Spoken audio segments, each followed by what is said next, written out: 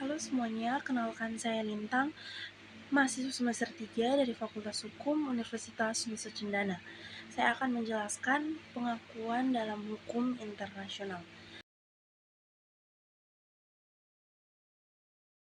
Pengakuan negara adalah pengakuan bahwa suatu kesatuan yang lahir diakui telah memenuhi persyaratan yang ditentukan hukum internasional sebagai negara sehingga diakui pula sebagai pribadi dalam hukum dan masyarakat internasional.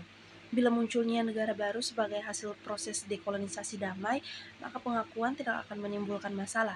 Tapi kalau negara baru itu hasil pemberontakan, revolusi atau gerakan kemerdekaan, pemberian pengakuan dapat berakibat memburuknya hubungan dengan negara induk, sebab negara induk akan merasa tersinggung dan bahkan menganggap sebagai intervensi.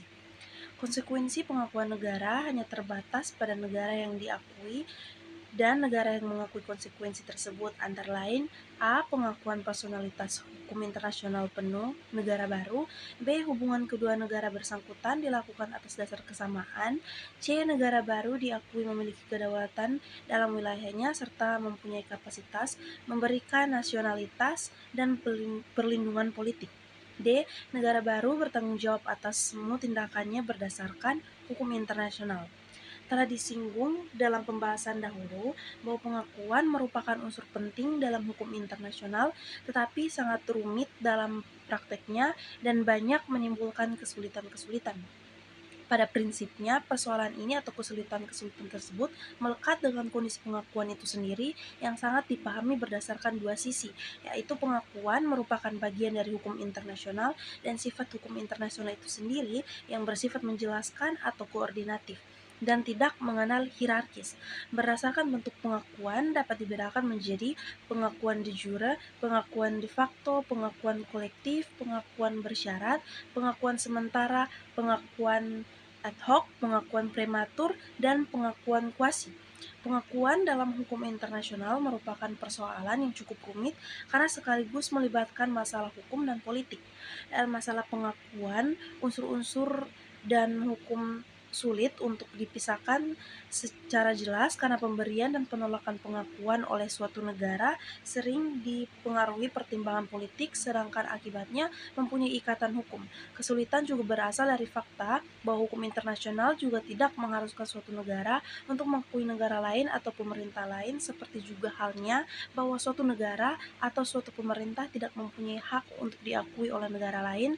Tidak ada keharusan untuk mengakui, seperti juga tidak ada kewajiban untuk tidak mengakui. Seperti dikemukakan Komisi Arbitrase Konvensi Perdamaian mengenai Yugoslavia, pengakuan merupakan suatu perbuatan berhati-hati yang dapat dilakukan negara di saat yang dikehendaki dan dalam bentuk yang ditentukannya secara bebas.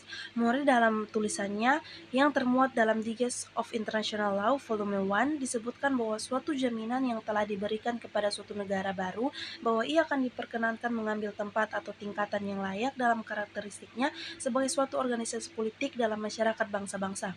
Namun dalam perkembangannya sampai saat ini masih ada dua golongan dari pakar-pakar hukum internasional yang berbeda pendapat mengenai suatu pengakuan negara.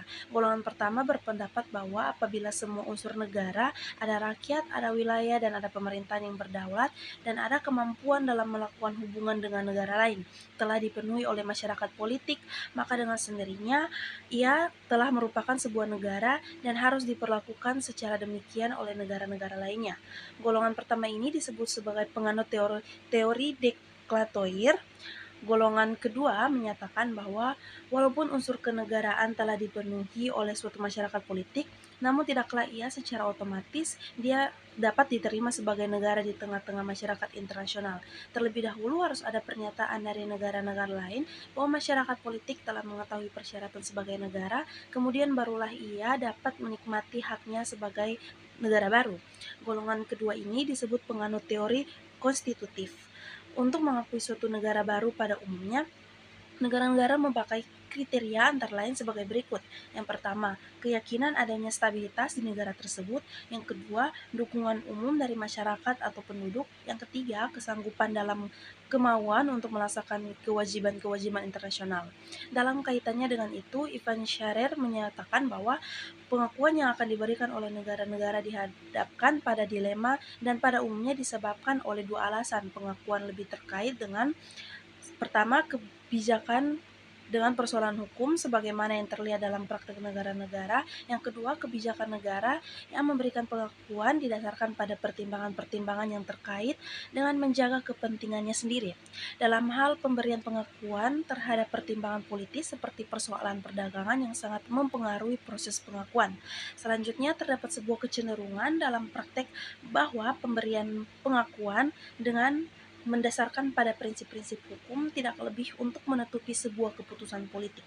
Fungsi pengakuan adalah untuk menjamin suatu negara baru dapat menduduki tempat yang wajar sebagai suatu organisme politik yang merdeka dan berdaulat di tengah-tengah keluarga bangsa-bangsa, sehingga secara aman dan sempurna dapat mengadakan hubungan-hubungan dengan negara-negara lain tanpa mengkhawatirkan bahwa kedudukannya sebagai kesatuan politik akan diganggu oleh negara-negara yang telah ada. Definisi di atas mencerminkan suatu masyarakat internasional itu dinamis. Negara-negara baru dapat saja muncul sementara negara-negara lama bisa runtuh dalam lenyap. Setiap saat pemerintah suatu negara dapat saja digulingkan dan pemerintah baru terbentuk.